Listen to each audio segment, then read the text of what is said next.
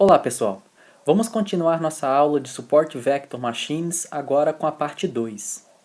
Terminamos a aula passada tratando do caso em que os limites de classes é não linear. Sendo assim, o Support Vector Classifier não fará um bom trabalho. Na aula de hoje nós veremos como resolver este problema. E a abordagem que o Support Vector Machine utiliza é a expansão das características. E como isso funciona? Considere esse problema simulado em que eu quero classificar uma observação se ela é azulzinha ou vermelhinha. E para isso eu só tenho uma variável independente, que é a x1. A expansão das características faz o seguinte procedimento. Primeiro, eu expando a característica de x1 incorporando uma nova variável, que nesse caso é x2 igual a x1 ao quadrado. Então veja que expandir a característica é jogar o seu problema para um outro subespaço maior do que o original. E nesse caso, veja que quando estamos em duas dimensões, conseguimos encontrar um hiperplano que separe perfeitamente a classe em azul da vermelha. Mas depois disso é que vem a parte mais interessante. A gente projeta de novo no espaço original.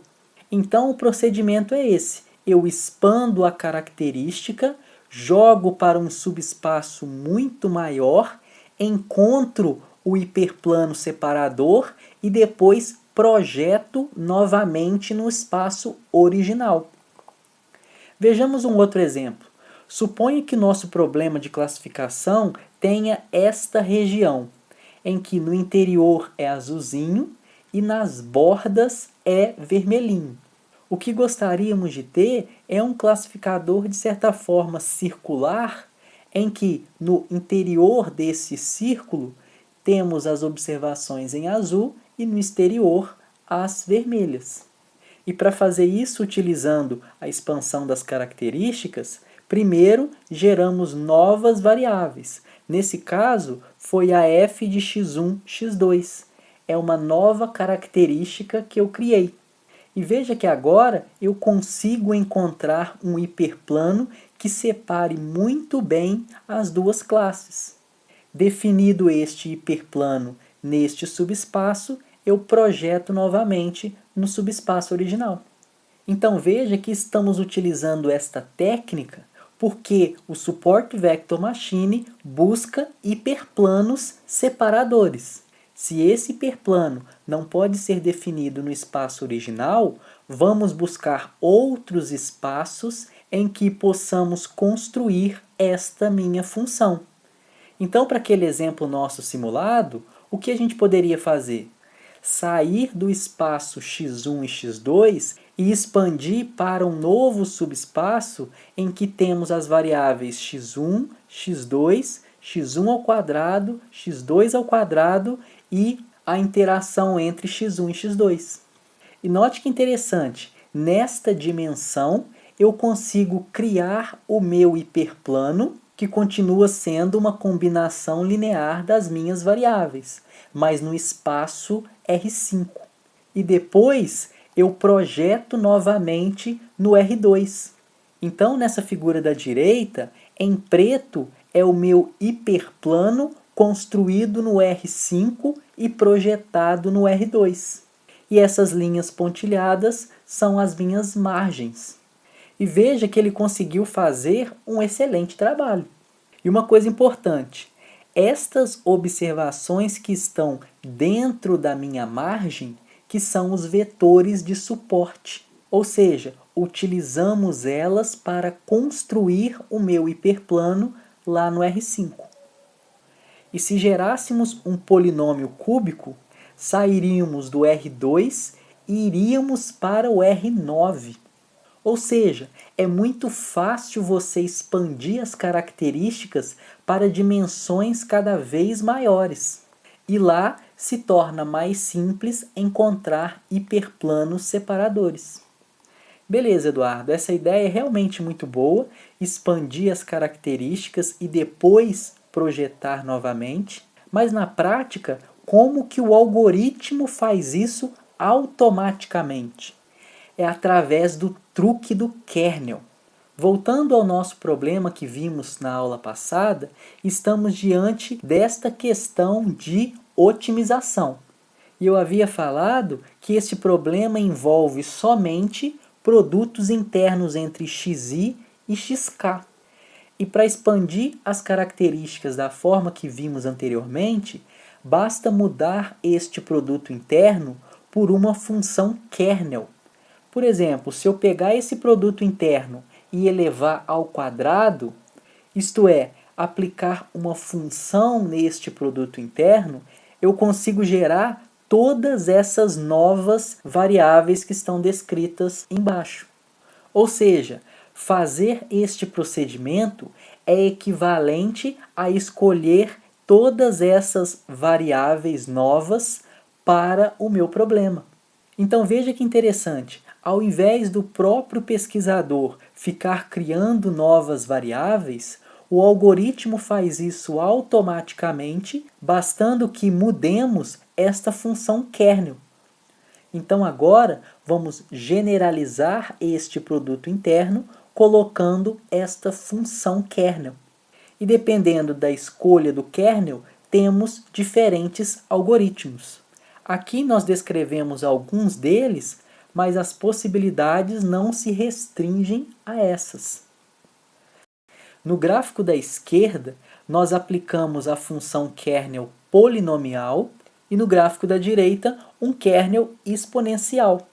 E veja que simplesmente mudando o núcleo, estamos fazendo expansões de características em diferentes subespaços. Consequentemente, geraremos diferentes regiões no espaço original. Vamos aplicar então essa abordagem no exemplo da íris. Nele, queremos classificar as flores em 3 categorias diferentes, segundo 4 características. Veja então que temos diferentes gráficos segundo cada variável independente. Para esse caso, veja que legal, essas bolinhas em amarelo são exatamente os vetores de suporte. São observações que estavam no interior da margem ou na própria margem. E as demais não são utilizadas para o algoritmo. E veja que curioso o resultado. Simplesmente mudando a função kernel, temos diferentes resultados. E veja que o sigmoide apresentou um desempenho muito ruim, pior inclusive do que métodos básicos como um KNN. Então veja que não basta utilizarmos um algoritmo muito potente, se não soubermos tunar de uma maneira apropriada. Nesse caso, ele expandiu as características para um subespaço tão ruim que sequer as observações em vermelho ele soube classificar. Esse segundo exemplo nós vimos lá nos métodos baseados em árvores e queremos classificar os pacientes em presença de doença cardíaca e ausência de doença cardíaca. E utilizando para isso 13 variáveis independentes como idade, sexo, colesterol, etc. No gráfico da esquerda, nós temos o desempenho do Support Vector Classifier versus a análise de discriminante linear para os dados de treinamento. E veja que o desempenho deles ficou muito próximo. Já no gráfico da direita, comparamos o Support Vector Classifier com o Support Vector Machine com kernel exponencial. Então mudamos o parâmetro gama e obtivemos 3 algoritmos diferentes.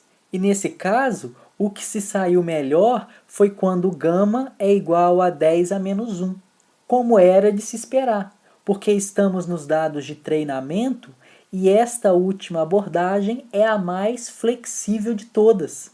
Consequentemente, ela vai se ajustar muito melhor aos dados de treinamento do que as demais. Por isso, podemos dizer que no gráfico da direita não temos uma comparação justa entre os algoritmos. E agora o cenário mudou.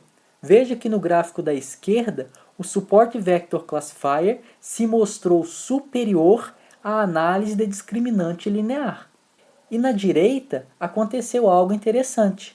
Aquele algoritmo que era mais flexível, agora não apresentou o melhor desempenho. O que aconteceu foi que ele decorou os dados de treinamento, quando chegaram novas observações, ele não soube lidar.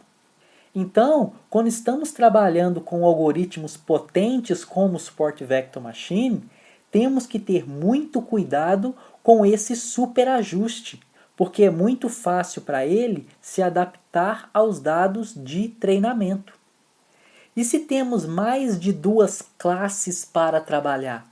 Ou seja, a minha resposta não é mais uma cor ou outra, e sim várias categorias. Neste caso, temos duas abordagens. A primeira compara uma classe versus as demais, ou seja, classe 1 versus classe não 1, classe 2 versus classe não 2, classe 3 versus classe não 3. E como fazemos isso? Calculamos a minha função, que é o meu classificador, na observação que chegou, e quanto maior esta função, temos mais convicção a respeito daquela classe. Sendo assim, esta nova observação será classificada na categoria K se a sua f for maior do que todas as outras.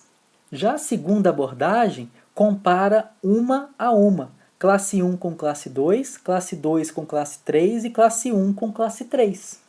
E a nossa decisão será para a classe que vencer a maioria destas competições 2 a 2.